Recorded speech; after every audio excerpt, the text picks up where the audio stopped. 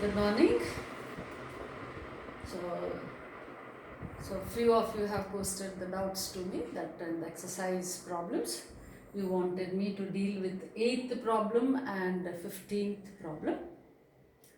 Coming to 8th problem, here there are 4 points given to us, and the problem asked here is to verify whether these 4 points form the vertices of a rhombus or not. Every one of you know how to apply in the distance formula and find the distance between 2 points.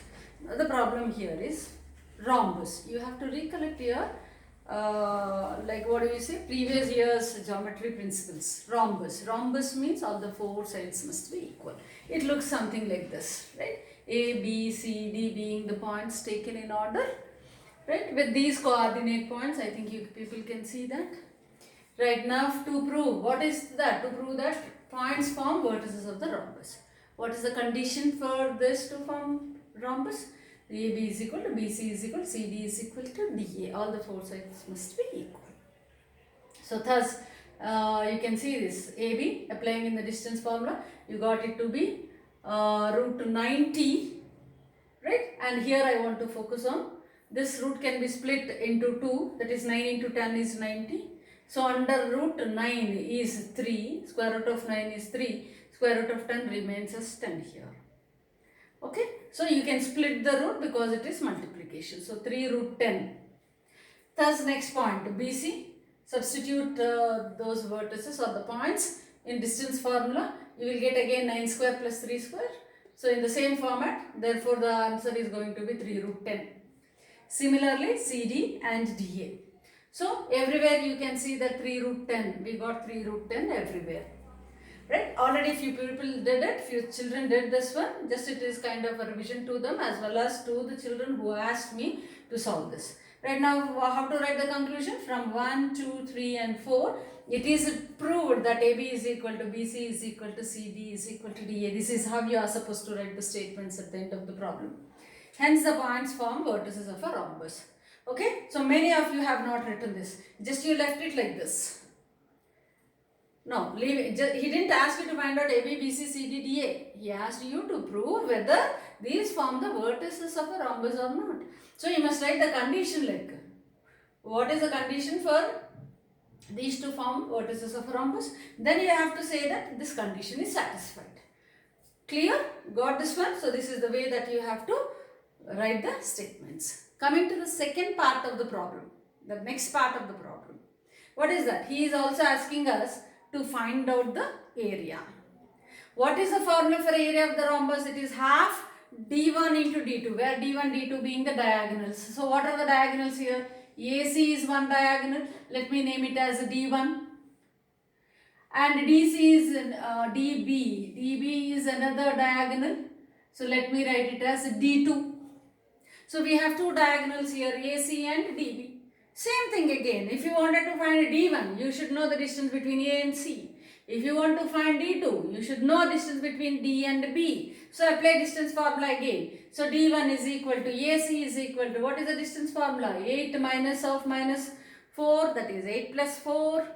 So 12 square.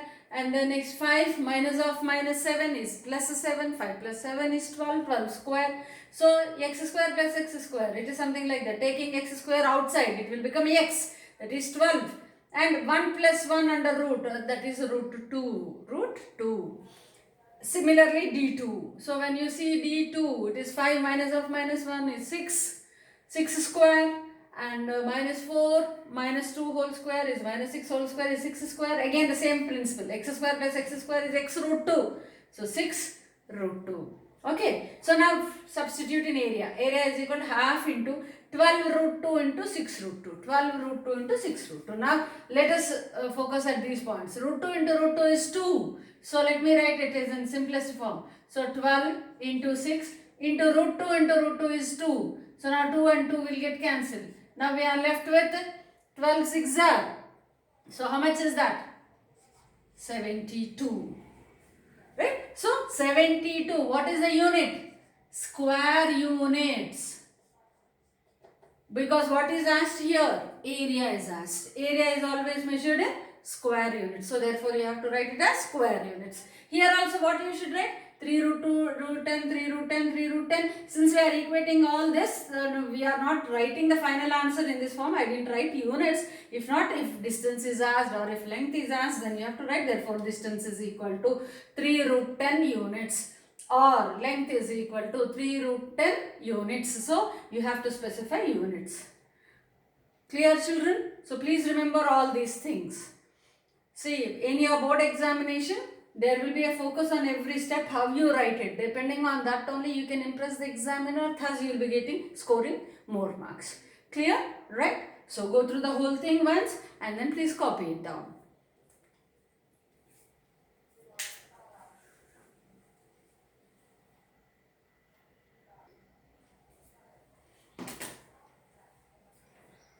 Right then. So now the 15th one. So what is the 15th question? It is something like that. Find the relation between x and y, okay, such that this particular point is at equidistance from these two. So what is the meaning of it? So let me draw the diagram here just like that. Let me take A as minus 2, 8, okay, and something like B as minus 3, minus 5. There are 2 points. Okay, so I am not just locating depending on their coordinate values, please, just like that I am drawing A and B, right? 2 points are there. Now we have to establish a relationship between x and y such that there is some point P which lies at equidistance from both the points. That means if you find out if this is the point, if you are determining PA, okay, that is the distance between P and A, and if you determine PB, right, that is distance between P and B, then what is the condition given? PA must be equal to PB. If PA is equal to PB, then how are x and y related?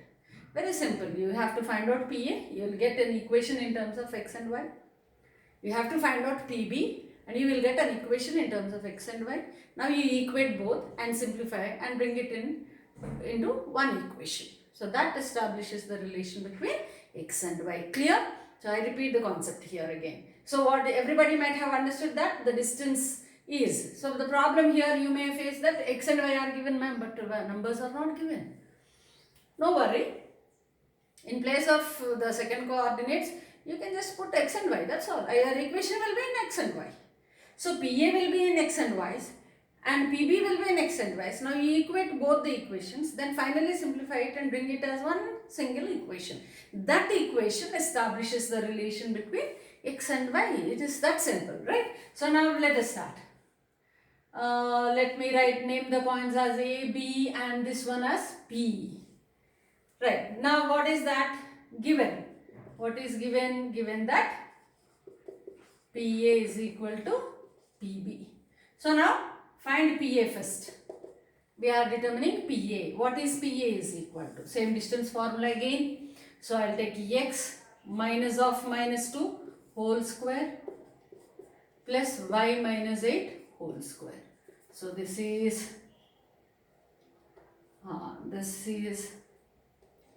x minus of minus 2 is plus x plus 4 whole, x plus 2 whole square plus y minus 8 whole square under root. Okay. So I am not simplifying it here. Let me leave it like this. Equation 1. You can also simplify it here. No worry. But I am just leaving it like that. Right. PB is equal to. What is PB is equal to? Now PB square root of x minus of minus 3 whole square plus y minus of minus 5 whole square. Just let me write it as y plus 5 whole square and here x plus 3 whole square. Why to waste time? X plus 3 whole square and y plus 5 whole square. It is y because y minus of minus 5 it will become plus. So y plus 5 whole square. Let this be equation 2. Now what is given? These two equations, these two are given to be PA is equal to PB. What is given? PA is equal to PB. So therefore, PA is equal to PB implies what and what? Root of x plus 2 whole square plus y minus 8 whole square is equal to root of x plus 3 whole square plus y plus 5 whole square. Fine. So equation 1 is equal to 2. We equated both. So now from here onwards we will follow. Now complete terms are under the root on both sides. So you can eliminate the root on both sides. Now if something is there outside the root with plus or minus operator, then you cannot eliminate the root now. Right? So therefore eliminate the root on both sides. So the root will get cancelled on both sides. Right? Removing the square root. So the root is getting cancelled there. Okay. So now let me use this space. Okay. Now what is the next step? Thus x plus 2 whole square plus y minus 8 whole square is equal to x plus 3 whole square plus y plus 5 whole square. Now let us find out a plus b whole square formula. A square plus b square plus 2ab, or rather a square plus 2ab plus b square is the standard form.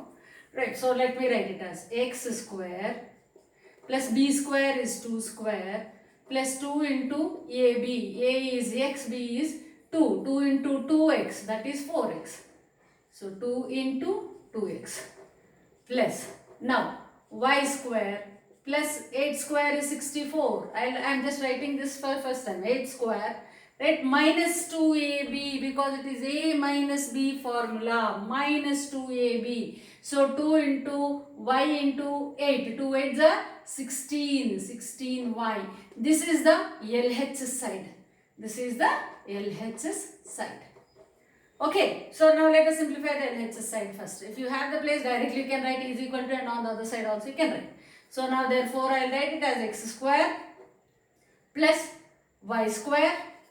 Bring all the square terms together and then x and y terms. 2 into 2x is 4x minus 16y plus constant terms. So what are the constant terms? 2 square is 4, 8 square is 64. 64 plus 4 is plus 68. Plus 68. Now let us take the RHS part. Let us take the RHS part. So what is RHS part? X plus 3 whole square. That is x square plus 3 square plus 2 3s are 6. 6x. Now plus y plus 5 whole square. That is again a plus b whole square formula. So therefore y square plus 5 square plus 2ab. So 2 5s are 10. 10 into y. That is 10y. Which is equal to, bring all the square terms, x square plus y square. Now bring x and y terms, 6x plus 10y. Now constant terms, what are the constant? 3 square, and then next here it is 5 square. 3 square is 9, 5 square is 25, 9 plus 25, that is 34.